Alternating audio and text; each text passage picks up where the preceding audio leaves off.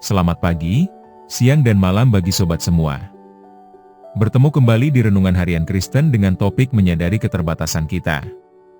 Ayat renungan kita pada hari ini adalah, maka mertua Musa menjawabnya, tidak baik seperti yang kau lakukan itu. Engkau akan menjadi sangat lelah, baik engkau baik bangsa yang beserta engkau ini. Sebab pekerjaan ini terlalu berat bagimu, takkan sanggup engkau melakukannya seorang diri saja. Keluaran 18 ayat 17-18. Kisah tentang mertua Musa, Yitro, adalah salah satu contoh manajemen burnout paling awal dan paling praktis di dalam Alkitab. Musa adalah pemimpin yang luar biasa, dipakai Tuhan secara dahsyat. Namun, ia mencoba melakukan semuanya sendirian, berdiri dari pagi sampai petang untuk mengadili dan menyelesaikan setiap masalah jutaan umat Israel.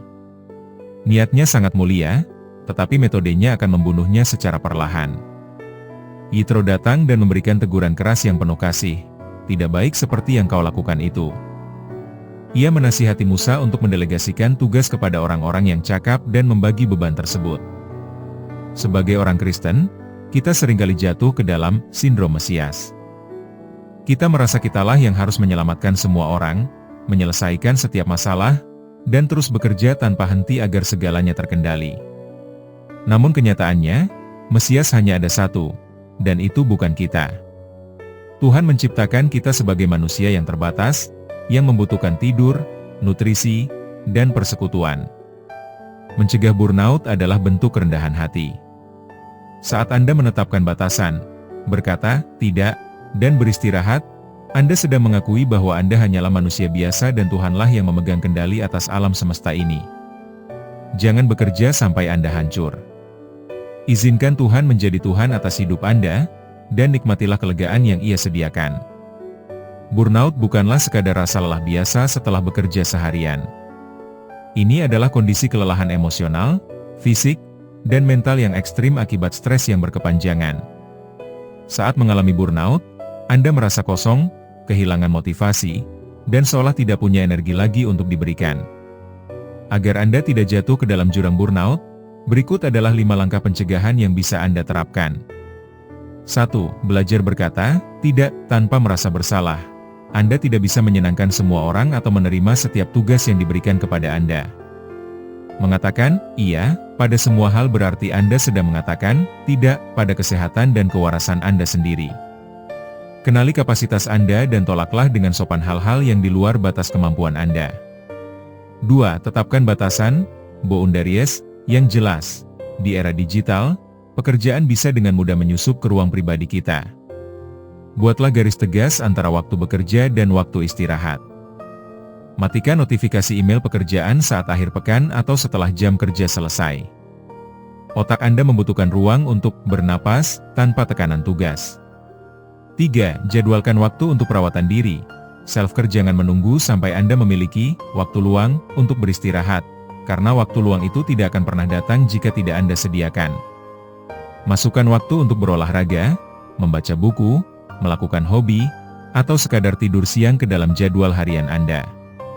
Perlakukan jadwal istirahat ini sama pentingnya dengan jadwal rapat dengan bos Anda. 4. Jangan ragu meminta bantuan. Delegasi sifat perfeksionis seringkali membuat kita berpikir, lebih baik aku kerjakan sendiri agar hasilnya sempurna. Pemikiran inilah yang mempercepat burnout. Belajarlah mendelegasikan tugas, baik di kantor maupun di rumah. Anda bukanlah pahlawan super yang harus memikul dunia sendirian. 5. Temukan kembali, mengapa Anda, doai pekerjaan akan terasa seperti hukuman yang menyiksa jika Anda kehilangan makna di baliknya. Luangkan waktu sejenak untuk mengingat kembali mengapa Anda melakukan apa yang Anda lakukan. Mengaitkan rutinitas harian dengan tujuan yang lebih besar, seperti membahagiakan keluarga atau membantu sesama, akan menyuntikkan kembali energi dan semangat ke dalam diri Anda. Doa penutup.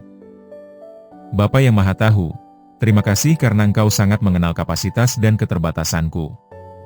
Engkau tahu bahwa aku hanyalah debu yang seringkali memaksakan diri bekerja melampaui batas yang wajar, karena didorong oleh kekhawatiran, tuntutan orang lain, atau egoku sendiri. Tuhan, ampunilah aku jika aku berusaha memikul beban yang tidak pernah Engkau rancang untuk kupikul.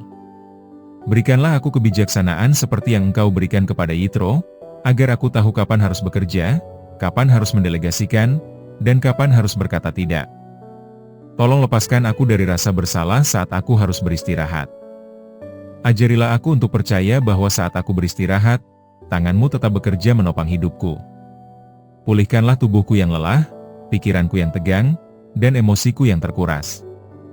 Di dalam nama Tuhan Yesus Kristus, Sang Pemberi kelegaan sejati, aku berdoa. Amin.